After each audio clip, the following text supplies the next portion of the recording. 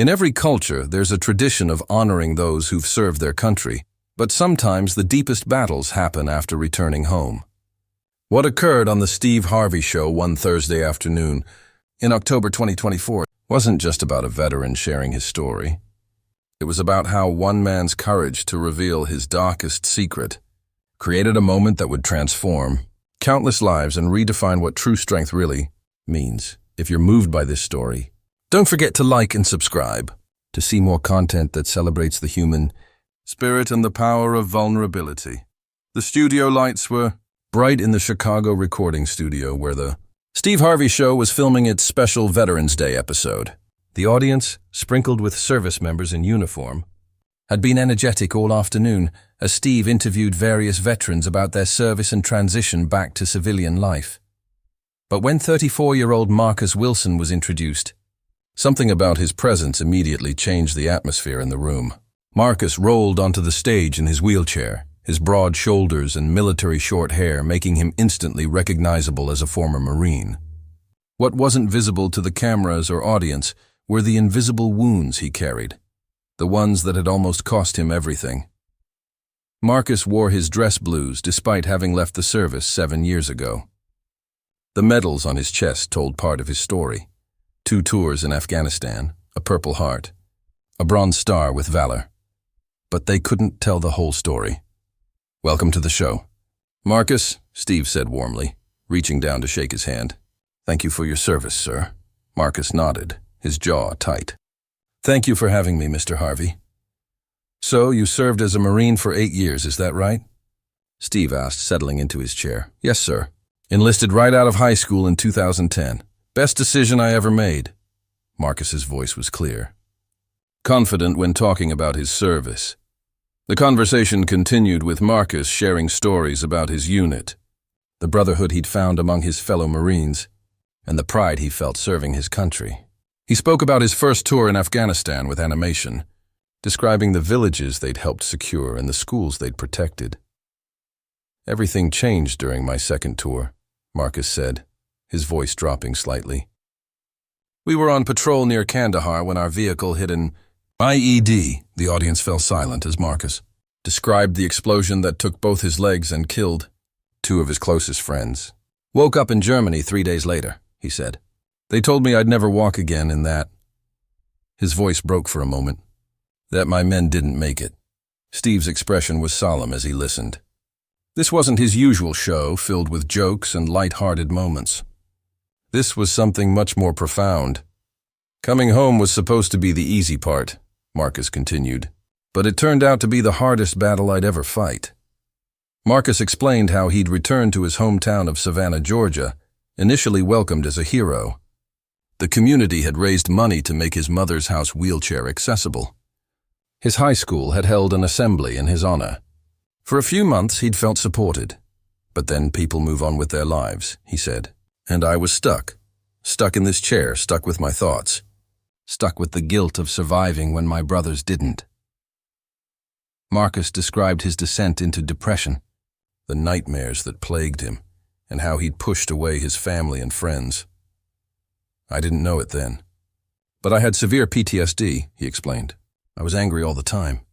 Couldn't sleep, jumped at every loud noise, and the pain, not just physical pain, but this emptiness." He paused, taking a deep breath.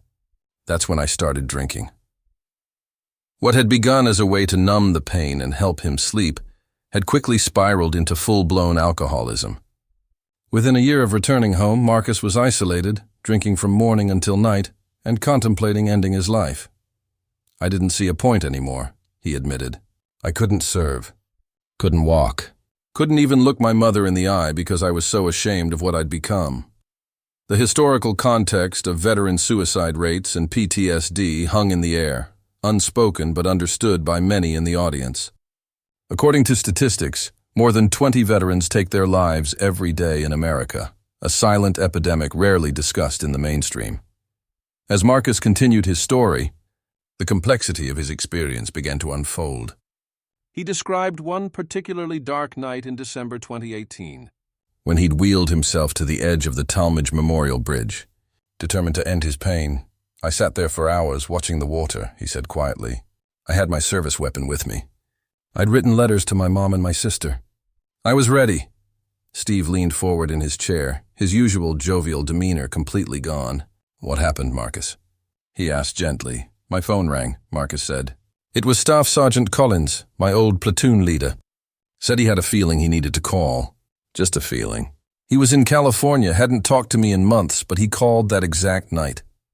The coincidence, or perhaps divine intervention, had given Marcus pause.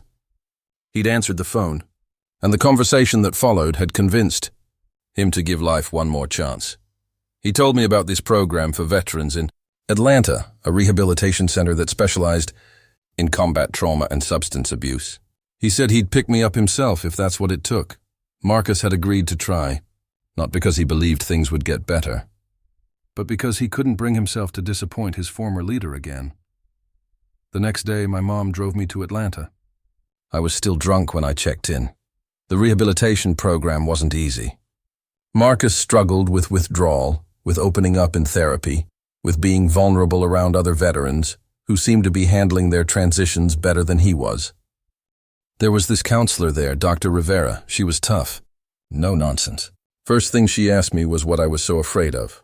I told her I wasn't afraid of anything. I was a Marine, for God's sake. Marcus shook his head at the memory. She just looked at me and said, "That's your first lie. Let's try again when you're ready to tell the truth." Over the weeks that followed, Marcus began to confront the truth, not just about his addiction, but about the guilt and shame he carried. I had survivor's guilt, he explained. I kept asking why I lived when better men died. I was angry at God, angry at myself, angry at everyone. Marcus also struggled with his identity. Being a Marine was everything to me. When that was gone, I didn't know who I was anymore. A disabled vet? An alcoholic? A burden? I couldn't see myself as anything worthwhile. The rehabilitation program had introduced Marcus to other veterans facing similar challenges, some with physical disabilities, others with invisible wounds, all fighting to reclaim their lives. There was this one guy, Mike, Army Ranger. Lost his arm in Iraq. He was 5 years sober and mentoring other vets. I remember asking him how he did it, how he found purpose again. Know what he said? Marcus paused, looking directly at Steve.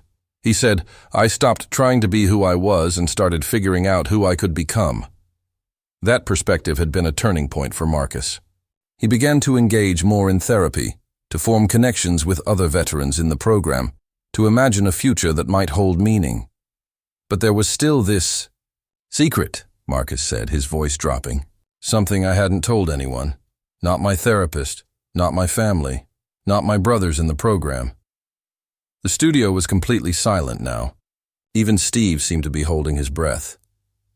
"I was the one who insisted we take that route that day," Marcus said, his voice barely above a whisper. "Our lieutenant wanted to go another way. I convinced him I knew better. If I hadn't been so stubborn, so sure of myself, my friends would still be alive." Tears filled Marcus's eyes. "For 7 years I've carried that. For 7 years I've believed I killed my own men." Steve Harvey sat in silence for a moment, processing what Marcus had just revealed. The audience was completely still, many wiping away tears. Then Steve did something unexpected. He stood up, walked over to Marcus, and knelt beside his wheelchair so they were eye to eye. "Marcus," Steve said, his own eyes glistening with tears, "I need to tell you something, and I need you to really hear me." Steve took Marcus's hand between both of his own. "What happened to your friends? To you? That wasn't your fault. That was war. That was an enemy who planted that IED, not you." Marcus shook his head, starting to protest, but Steve continued. "Listen to me, son. I haven't served. I don't know what it's like to be in combat, but I do know what it's like to carry guilt that doesn't belong to you. And this guilt, it doesn't belong to you." Steve's voice grew stronger as he spoke. "You were doing your job, making the best decision you could with the information you had. That's all any of us can do in this life." Then Steve asked a question that would change everything. "Have you ever spoken to the families of your friends who died?" Marcus shook his head. "I couldn't face them. I was afraid they'd hate me when they knew the truth. Would you be willing to meet them now?" Steve asked gently. "Because they're here today." The camera panned to the side of the stage, where two couples were being escorted to seats that had been prepared for them. Marcus's face registered shock, then fear. "This is Robert and Linda Parker, parents of Corporal James Parker," Steve introduced. "And Michael and Teresa Rodriguez, parents of Lance Corporal Miguel Rodriguez." Marcus gripped the arms of his wheelchair, looking like he might try to leave, but he remained frozen in place as the families approached. What happened next left not a dry eye in the studio. Linda Parker reached Marcus first, and without hesitation, she embraced him. "We've been wanting to meet you for so long," she said through tears. "James wrote to us about you.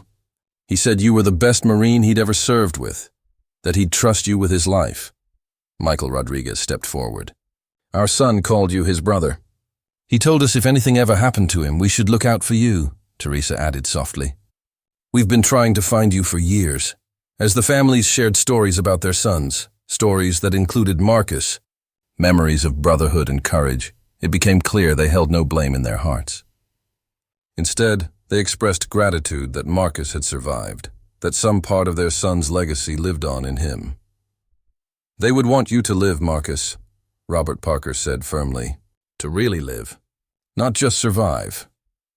The revelation that these families had been searching for him, wanting to connect rather than condemn, broke something open in Marcus. For the first time since the explosion, he allowed himself to cry openly, not just tears of grief or guilt, but tears of release. Steve, who had stepped back to give the families space, now returned to the center of the stage. "Marcus, I want to tell you something else. Your story, your struggle, it's not uncommon. Too many of our veterans are fighting battles at home that no one sees." Then Steve made an announcement that would cement this moment in television history. "Today, I'm establishing the Wilson Warriors Foundation, named in your honor.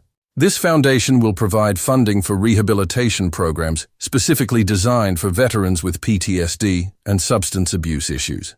And I want you to help me run it." Marcus looked up in disbelief. "Me? But I'm not—" "You're exactly who these veterans need," Steve interrupted. "Someone who's been where they are. Someone who understands the darkness, but found a way back to the light." Over the next segment of the show, Steve outlined his vision for the foundation, how it would partner with existing veteran organizations, how it would focus on peer support and family integration, and how it would work to destigmatize mental health issues among veterans. "And this isn't just talk," Steve assured everyone. "I'm starting this foundation with a personal donation of $1 million. And we've already secured commitments from several corporate partners for ongoing support." The audience erupted in applause, many rising to their feet. Marcus sat in stunned silence, overwhelmed by the turn of events. "Will you do it, Marcus?" Steve asked when the applause died down. "Will you help me reach veterans who are where you were?" Marcus looked at the Parker and Rodriguez families, who nodded encouragingly. Then he straightened his shoulders, a Marine once more, accepting a new mission. "Yes, sir," he said firmly. "I'd be honored." 6 months after that emotional episode aired, Marcus Wilson sat in the offices of the Wilson Warriors Foundation in downtown Atlanta. The walls were decorated with photos of veterans who had been helped by the program, alongside pictures of Marcus with Steve Harvey at various fundraising events. The episode had indeed broken the internet, generating over 50 million views within the first week and sparking a national conversation about veteran suicide and PTSD. But more importantly, it had led to tangible change. "We've been able to sponsor 217 veterans through rehabilitation programs so far," Marcus explained to a documentary crew that was filming a follow-up piece. "And we have a waiting list of partner facilities ready to accept more as funding continues." The foundation had developed a comprehensive approach that went beyond just treatment. They provided transition support, job placement assistance, family counseling, and perhaps most importantly, a community of understanding peers. Marcus himself had undergone a remarkable transformation. No longer defined solely by his trauma or disability, he had emerged as a powerful advocate and leader. He regularly spoke at military bases, preparing active duty service members for the challenges of transition.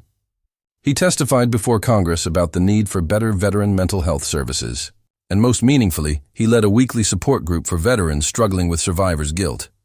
"I'd tell them what Steve told me," Marcus said. That guilt is a backpack we don't need to carry. That our brothers and sisters who didn't make it home would want us to live full, purposeful lives. The Parker and Rodriguez families had become integral parts of Marcus's life. They attended foundation events, shared holidays, and had formed a new kind of family bonded by their shared love for those they had lost. James and Miguel didn't die for nothing, Marcus reflected. Their memory is saving lives every day through this work. Steve Harvey had remained deeply involved with the foundation, using his platform to keep veteran issues in the public consciousness. The annual Veterans Day special had become a tradition on his show, highlighting success stories and challenging Americans to support veterans in tangible ways. What Steve did that day wasn't just good television, Marcus observed. It was a masterclass in human compassion. He didn't just listen to my story, he acted on it. He showed me that my darkest secret could become my greatest purpose. Marcus had recently completed his bachelor's degree in psychology and was pursuing a master's in counseling, determined to become even better equipped to help his fellow veterans. He had also started dating Sarah, an occupational therapist he'd met through the foundation, his first real relationship since returning from Afghanistan. For so long, I thought my life ended on that road in Kandahar, Marcus said. Now I understand it was just beginning a different chapter. The documentary crew asked Marcus what advice he would give to veterans who might be watching and struggling with their own darkness. I would tell them that your darkest moment doesn't define you, he said without hesitation. That asking for help isn't weakness. It's the bravest thing you'll ever do. That you're not alone no matter how isolated you feel. He paused, considering his next words carefully. And I would tell them something I wish someone had told me years ago. You don't have to be the person you were before your trauma. It's okay to become someone new, someone who carries the experience but isn't defined by it. The wisdom Marcus had gained through his journey had rippled far beyond the veteran community. Schools invited him to speak about resilience. Corporations consulted him about supporting veteran employees. His story had become a touchpoint in American culture for discussions about mental health, purpose, and redemption. As the interview concluded, Marcus rolled his wheelchair to the window overlooking the city. I used to think strength meant never showing weakness, never admitting fear or doubt, he reflected. Now I know true strength is having the courage to be vulnerable, to let others see your scars, to ask for help when you need it. He turned back to the camera with a smile that reached his eyes that still carried shadows, but now also held light. If you're watching this and you're in that dark place I was in, please reach out to a friend, to family, to a hotline, to us at the foundation. Your life has purpose. Your story isn't over. And just like mine, your darkest chapter could become the one that helps others find their way to the light. The Wilson Warriors Foundation had become a model for effective veteran support. Combining professional treatment with peer mentorship and community integration, thousands of veterans had reached out after seeing Marcus's story, many admitting they had been contemplating suicide before realizing they weren't alone in their struggles. What happened on Steve Harvey's show that day didn't just break the internet, Marcus concluded.